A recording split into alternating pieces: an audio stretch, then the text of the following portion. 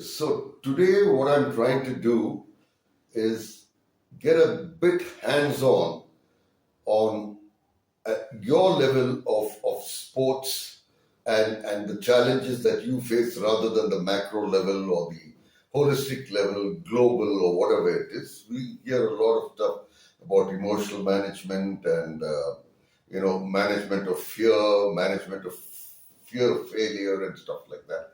Now, this is more relevant to many of the people here who I'm going to send out the video to, irrespective of the sport that you're playing. So, the thing is, what are the factors that a parent typically sees the various scenarios that actually uh, a parent sees in terms of uh, disappointment, in terms of wanting the kids to give up the game, or in terms of absolute disgust. Well, it could be anything. But let me tell you one thing, that success is not going to come easy. And what I'm talking about today is not something that I've read or borrowed about. I've done a number of courses on sports psychology, on various athletes coming back from nowhere into the scene of glory and stuff like that. But it's not about them. Those are elite athletes. Here we're talking about very amateur athletes who want to be successful and play to the best of their ability. So, what are the various scenarios? Uh, my kid, boy, girl, worked extremely hard, but failed. I have been seeing my child work for months and months together, but he or she isn't improving.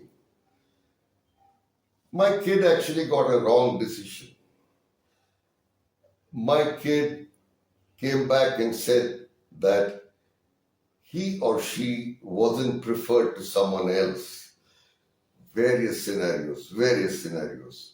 But let me tell you one thing, most kids quit even before they've tried. Now, what I'm trying to tell you here is something very relevant to your level of sports. You can't blame anyone. It's you. If you feel that you worked hard enough and you still didn't find success, you're treading down the wrong path. You haven't, whether it's badminton, whether it's squash, whether it's football, hockey, cricket, whatever. But it's about managing those emotions. Everybody has fear. Even Sachin Tendulkar said he had fear playing his 80th test match. So the matter ends there. But the way he manages emotions, the way he manages fear, the way he manages preparation was all about being successful. And that's why he was successful.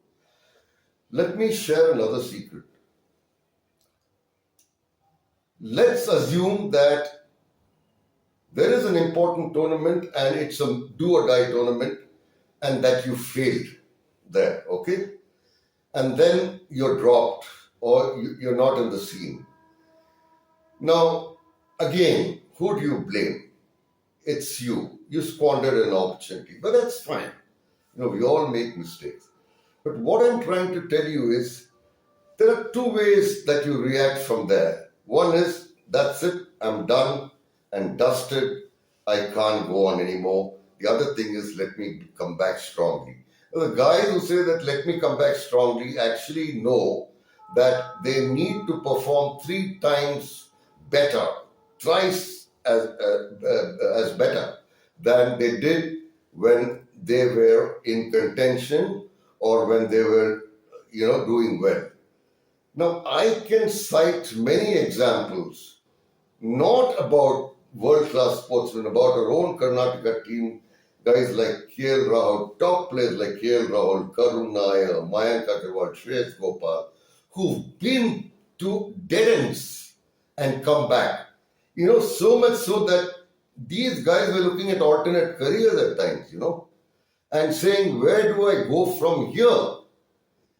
And then repeatedly being rejected, repeatedly being ignored, and stuff like that, and if you have to come back, I don't understand why anyone else can't think that way. And what was the secret? No, there was no secret. It was just about that willingness, that mental courage, that toughness, that focus, that discipline to say, I'm going to come back. There was a legendary sportsman who told me that selectors meet to drop people because there's so much talent in India. It's a fact. But that doesn't deter you from being one of the guys who's not rejected. So it's a combination of proper preparation, hard work, the way you think, your disciplinary habits, that is so important, your physical fitness, which is not the most important thing, but it's crucial. So all these combined together, you have to draw out or chalk out a plan about how you're going to go about yourself. Now, what I'm saying is that not only about these people, these fantastic cricketers that I spoke about, it's about many other people who went actually to a dead end and they took a U-turn and came back. There is a word called you should be in the radar, and that's what you need to be working at. What that means is the people who matter, the people who select you, you've got to